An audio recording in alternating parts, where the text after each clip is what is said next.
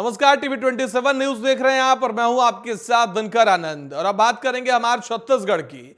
देश में होने वाले आगामी लोकसभा चुनाव के लिए बीजेपी ने कमर कस ली है। बीजेपी की संयुक्त मोर्चा की बैठक रायपुर स्थित प्रदेश कार्यालय में आयोजित हुई, जिसमें मुख्यमंत्री विष्णुदेव साय, बीजेपी प्रदेश अध्यक्ष किरण सिंह देव, संगठन महामंत्री पवन साय, क्षेत्रीय संगठन महामंत्री अजय जम्वाल बैठक में मौजूद रहे।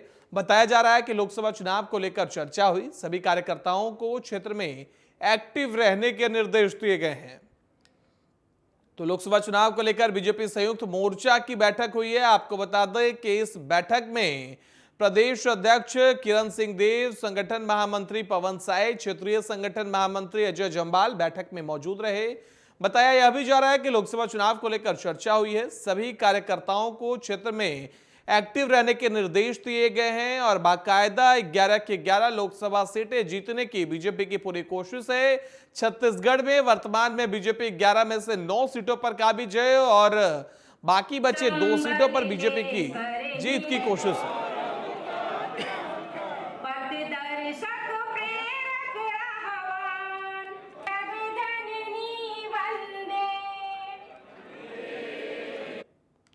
खबर पर ज्यादा जानकारी के लिए हमारे संवाददाता हिमांशु पटेल हमारे साथ फोन लाइन पर जुड़ गए हैं। हिमांशु, क्या कुछ जानकारी निकलकर सामने आ रही है? संयुक्त मोर्चा की बैठक हुई, क्या कुछ चर्चा हुआ इस दौरान? जिस तरह से भारतीय जनता पार्टी लगातार लोकसभा चुनाव में अपने कार्यकर्ताओं को मजबूत कर जन जन तक पहुंचने के लिए एक अभियान की शुरुआत कर रही है। लगातार अलग अलग रणनीति तैयार कर जो चुनाव में कैसे 11 के 11 सीटों को साधा जाए, इसके लिए प्रयास कर रही है।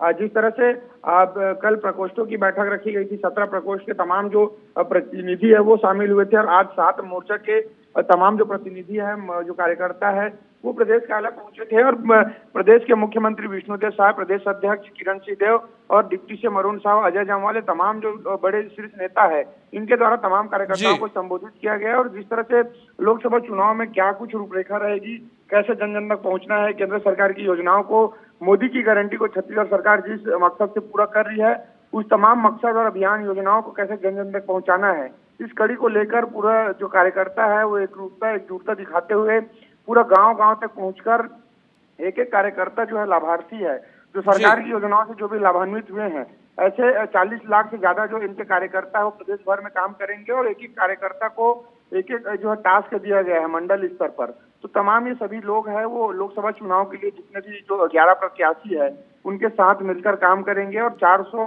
प्लस जिस तरह से केंद्र सरकार यानी मोदी का जो नारा चल रहा है उसे आश्वस्त कर जो है पूरा करने के पीछे काम कर रहे हैं।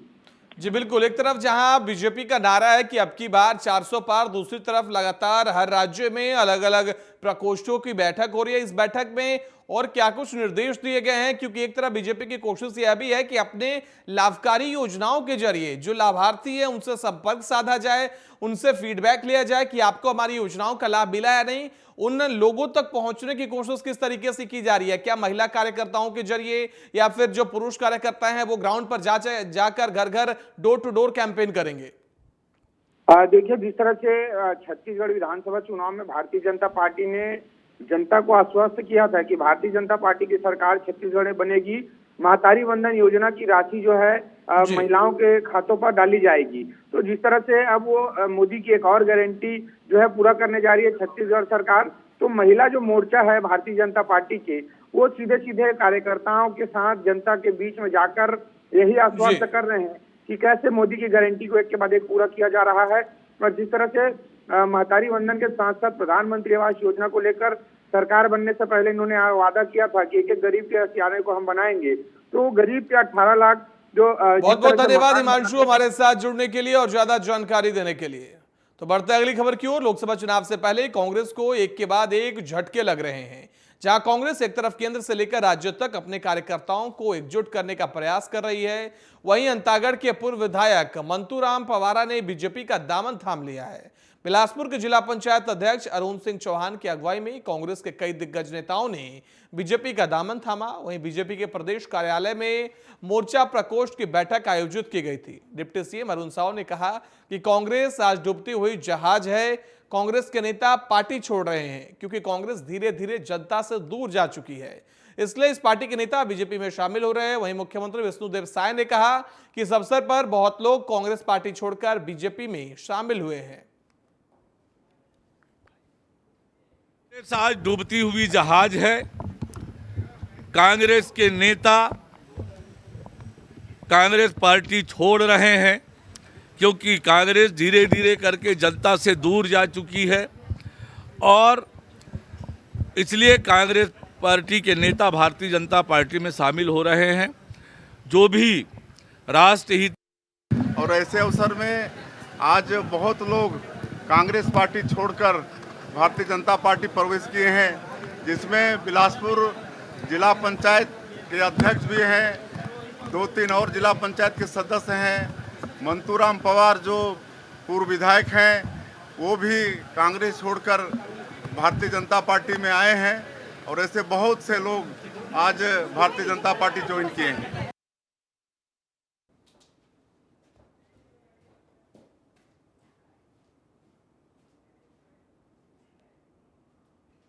तो अरुण सिंह ने आज बीजेपी की सदस्यता दिलाई है। आपको बता दें कि कांग्रेस को बड़ा झटका लगा है। कई नेताओं ने बीजेपी का दामन थामा है। लगातार लोकसभा चुनाव से पहले बीजेपी की कोशिश है कि अपने कुनबे को बढ़ाया जा सके। इसी के मद्देनजर लगातार कांग्रेस की कोशिश है कि अपने पार्टी को मजबूत करे।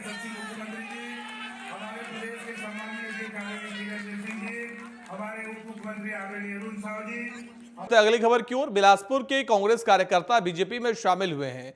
अंतागढ़ के पूर्व विधायक मंतूराम पवार बीजेपी में प्रवेश किया। उन्होंने बीजेपी मुख्यालय में मंतूराम पवार के अलावा बिलासपुर जिला पंचायत अध्यक्ष अरुण सिंह चौहान ने भी बीजेपी में प्रवेश किया। कांग्रेस नेता अरुण चौहान का बीजेपी में शामिल होना पार्टी के लिए बड़ा झटका कहा जा रहा है। अरुण सिंह चौहान के अलावा जिला पंचायत सदस्य सभापति राजेश्वर भार्गव भी बीजेपी में शामिल हुए हैं। मुख्यमंत्री विष्णुदेव साय की मौजूदगी में सैकड़ों की संख्या में कांग्रेसी बीजेपी का दामन थामते हुए नजर आए हैं। उनके साथ तेजी से साथी आए जगबंधु विश्वास संयोजक हैं जो मानव मंडल। अगली खबर रायगढ़ के खरसिया से है, जहां आदमी पार्टी के विधायक प्रत्याशी रहे अमर अग्रवाल ने बीजेपी नेता पर गोली चला दी, जिसके बाद घायल बीजेपी नेता को गंभीर स्थिति में अस्पताल में भर्ती कराया गया है। बीजेपी नेता का नाम गोपाल गिरी बताया जा रहा है। मिली जानकारी के मुताबिक आपसी विवाद के चलते आप नेता ने बीजेपी नेता गोपाल पर गोली चलाई, जिसके बाद से ही आरोपी फरार है। पुलिस से मिली जानकारी के मुताबिक आप नेता अमर अग्रवाल का किसी बात को लेकर बीजेपी नेता गोपाल गिरी से विवाद हुआ था। देखते ही देखते दोनों के बीच में विवाद इतना बढ़ा कि अमर अग्रवाल ने गोपाल पर गोली चला दी। गोली की आवाज सुनते ही आसपास के लोग मौके पर इकट्ठा हो गए। इसके पहले ही आरोपी फरार हो चुका था। लोगों ने गोली लगने के बाद गोपाल को गंभीर हालत में अस्पताल में भर्ती कराया। फिलहाल पुलिस आरोपी की तलाश में जुटी हुई है।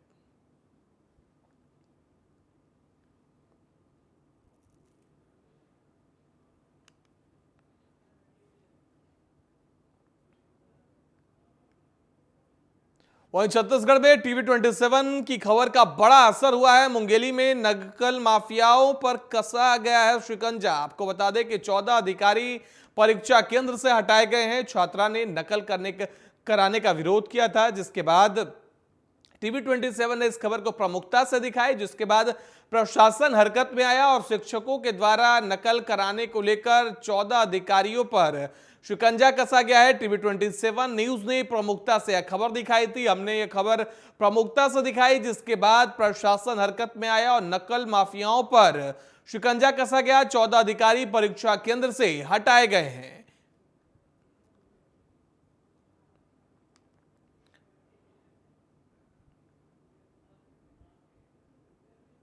वहीं दंतेवाड़ा जनपद में राशन कार्ड बनाने का काम युद्धस्तर पर जारी है। डिप्टी कलेक्टर कल्पना ध्रुव ने एक ही दिन में 17,876 राशन कार्ड पर दस्तखत किए। दंतेवाड़ा जनपद में कुल 38 ग्राम पंचायत के अंतर्गत 58 गांव शामिल हैं, जिनमें सभी परिवारों को राशन कार्ड 7 मार्च से पहले वितरण करने का लक्ष्य रखा गया है। इसके तहत आज युद्धस्तर पर काम किया जा रहा है। डिप्टी कलेक्टर कल्पना ध्रुव की सक्रियता से स्थानीय जनता में भी काफी उत्साह देखा जा रहा है। हाल ही में हुए विधानसभा चुनाव में दंतेवाड़ा को ऐसे अधिकारियों की वजह से पुरस्कार भी मिला था।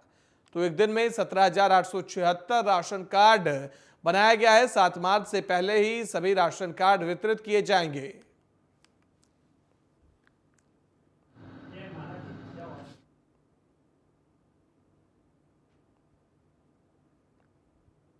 वहीं बच्चों पर परीक्षा का तनाव कम करने के लिए बोर्ड परीक्षाएं अब साल में 2 बार आयोजित की जाएगी, जिससे पाठ्यक्रम का बोझ हल्का होगा और बच्चों को पढ़ने से तनाव नहीं होगा।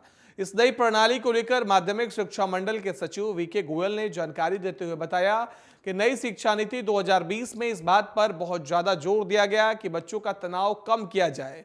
इसके लिए माध्यमिक शिक्षा मंडल ने प्रस्ताव तैयार करके शासन को भेज दिया है, जिस पर शासन ने आदेश जारी करते हुए बोर्ड को दी है परीक्षाओं को 1 साल में 2 बार आयोजित करने का निर्णय लिया गया। इसी के तहत पहली परीक्षा मार्च में और दूसरे जून जुलाई में आयोजित की जाएगी। नई प्रणाली को लेकर माध्यमिक शिक्षा मंडल के सचिव ने कहा कि जो छात्र पुनः परीक्षा देना चाहते हैं या किसी पेपर में नंबर कम आया है या फिर परिणाम में थोड़ा बढ़ाना है, वह फिर से फॉर्म भर सकते हैं। उन्होंने कहा कि वह छात्र भी फॉर्म भर सकते हैं जो एक विषय, 2 विषय या सभी विषय में फेल हो गए हैं। ये नई शिक्षा नीति 2020 में इस बात पे बहुत ज़्यादा जोर दिया गया है कि बच्चों का स्ट्रेस कम किया जाए, और बच्चों के स्ट्रेस कम करने के लिए उसमें ये दिया गया है कि 10वीं और 12वीं में 2 परीक्षाएं आयोजित की जाएं। उसी को ध्यान में रखते हुए माध्यमिक शिक्षा मंडल ने एक प्रस्ताव तैयार करके शासन को भेजा था, जिसमें शासन ने आदेश जारी कर दिया है कि 10वीं और 12वीं की 2 परीक्षाएं होंगी। पहली परीक्षा मार्च में और दूसरी परीक्षा जून जुलाई में आयोजित की जाएंगी। वहीं उधर बेमतरा के नवागढ़ विधानसभा क्षेत्र के लगभग 11 गांव बिजली संकट से जूझ रहे हैं। आज कई ग्रामीण बिजली समस्याओं के समाधान को लेकर कलेक्टर पहुंचे। अधिकारी को ज्ञापन सौंपते हुए कहा कि वह लगभग 2 साल से बिजली की समस्या से जूझ रहे हैं। वहीं मांग पूरी नहीं होने पर उग्र आंदोलन की भी चेतावनी दी है। उनका कहना है कि समय पर बिजली नहीं मिलने की वजह से घंटों घंटों बिजली गुल रहने से फसल बर्बाद हो रही है, जिससे किसानों को काफी समस्या हो रही है। तो बेमतारा की खबर आपके साथ साझा कर रहे हैं, जहां ग्रामीण लगातार बिजली की समस्या से परेशान नजर आ रहे हैं। मांग पूरी नहीं होने पर उग्र आंदोलन की भी ग्रामीणों ने चेतावनी दे डाली है।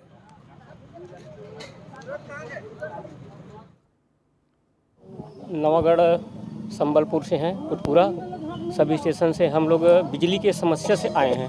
बिजली की समस्या लगभग 2 साल से और फिलहाल अभी 2 महीने से बहुत ज़्यादा परेशानी है। किसान बिजली लो वोल्ट होने के कारण हमारे जो फसल डाले हैं धान के वो पूरा जलत है। किसान लोग आए हुए हैं, ये पावर शॉर्टेज को लेकर समस्या है इनको, तो वो समस्या के समाधान के लिए कलेक्टर साहब के पास आए हुए थे।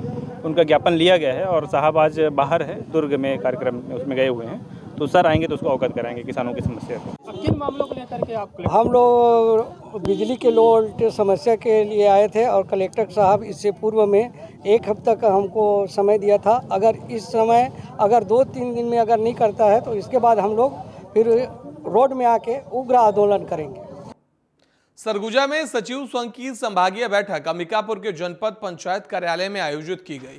दरअसल उपेंद्र सिंह पैकड़ा के प्रदेश अध्यक्ष बनने के पश्चात प्रथम संभागीय बैठक रखी गई। इस दौरान संभाग के सभी पंचायत सचिव संघ के पदाधिकारी ने बैठक में हिस्सा लिया। वहीं प्रदेश अध्यक्ष ने कहा कि सचिव संघ की मुख्य मांग को मोदी गारंटी योजना में शामिल किया गया है। यह एक पंचायत सचिवों के लिए बड़ी उपलब्धि साबित होगी। कार्यक्रम के दौरान संभाग के सभी पदाधिकारी उपस्थित रहे। देखिए, बैठक में चर्चा जो हुआ है, जो मोदी की गारंटी में है, उसी विषय पर हुआ है। और इस बार हमारा जो संगठन है वो मोदी की गारंटी में अपना मांग को शामिल करवाने के लिए सक्षम हो गया और हुआ। ये बहुत बड़ा उपलब्धि है हमारे लिए। और सीएम साहब से हमारी बात हुई है, उन्होंने कहा है कि अभी मोदी की गारंटी में है, निश्चित आप लोगों का मांग को पूरा करेंगे। मेरे प्रदेश अध्यक्ष बनने के बाद आज सरगुजा संभाग का पहली बैठक आयोजित किया गया था, जिसमें निर्णय लिया गया है कि हमारा जो 56 दिन का हड़ताल अवधि का वेतन, एरियस राशि और हमारा शासकीयकरण के लक्ष्य को माननीय मुख्यमंत्री तक पहुंचाया जाएगा और हमारी मांगों को लोकसभा चुनाव से पहले मनवाने का एक प्रयास रहेगा हम लोग का। बिलासपुर का हेवेंस पार्क होटल आए दिनों किसी न किसी विवाद की वजह से सुर्खियों में बना रहता है। एक बार फिर हेवेंस पार्क होटल के बाहर का वीडियो सोशल मीडिया पर जमकर वायरल हो रहा है, जिसमें एक व्यक्ति धारदार चापड़ से स्टाफ और लोगों को डरा धमका रहा है। मामले में पुलिस ने खरसिया निवासी हरिओम अग्रवाल के खिलाफ आर्म्स एक्ट के तहत मामला दर्ज कर लिया है। वहीं देर रात तक बार संचालित करने के मामले में सिविल लाइन पुलिस ने बार संचालक के खिलाफ भी कार्रवाई की है। तो हेवेंस पार्क होटल में विवाद देखा गया है। देर रात तक पब चल रहा था, जिस पर पुलिस ने एक्शन लिया है। पुलिस ने बड़ी कार्रवाई की है।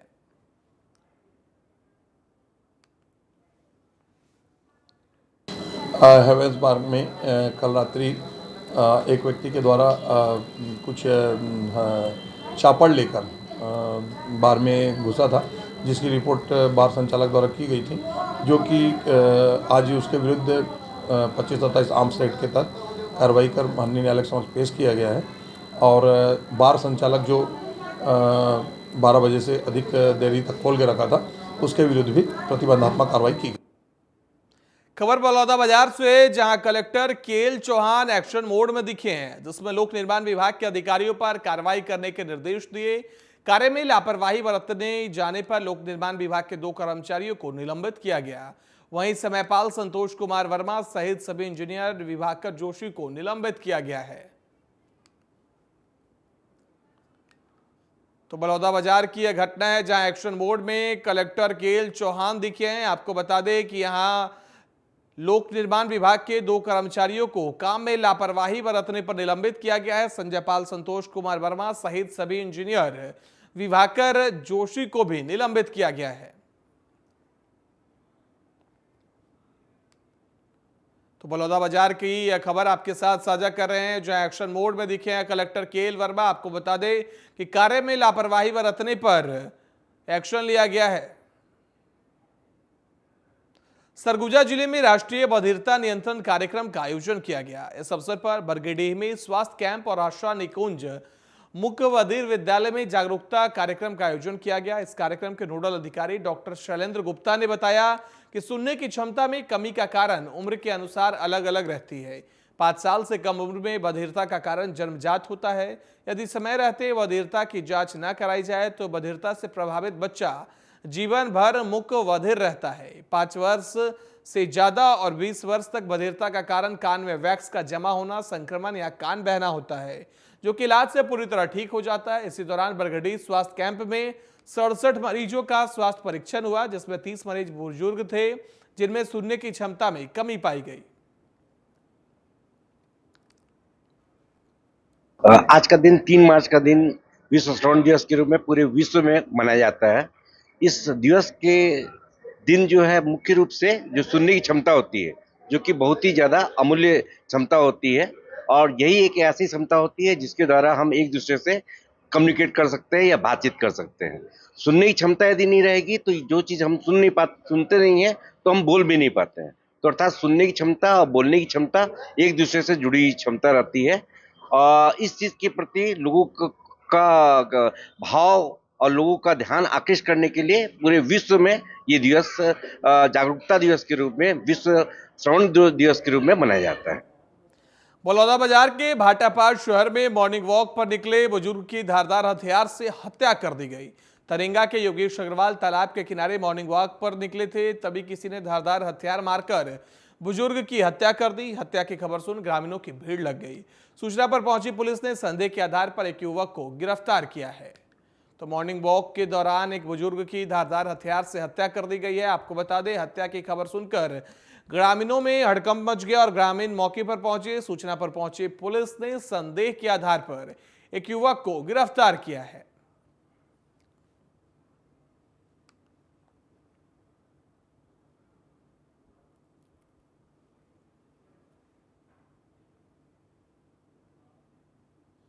अगली खबर करवदा से है, जहां अनियंत्रित होकर बारातियों से भरी बस खाई में गिर गई। हादसे के चलते बारातियों में अफरा तफरी का माहौल देखने को मिला। वहीं इस हादसे में 60 से ज्यादा बाराती घायल बताए जा रहे हैं। घायलों को नजदीकी स्वास्थ्य केंद्र में भर्ती कराया गया है। बता दें कि बारातियों से भरी बस लोरमी से शहडोल जा रही थी, तभी अनियंत्रित होकर बस खाई में जा गिरी।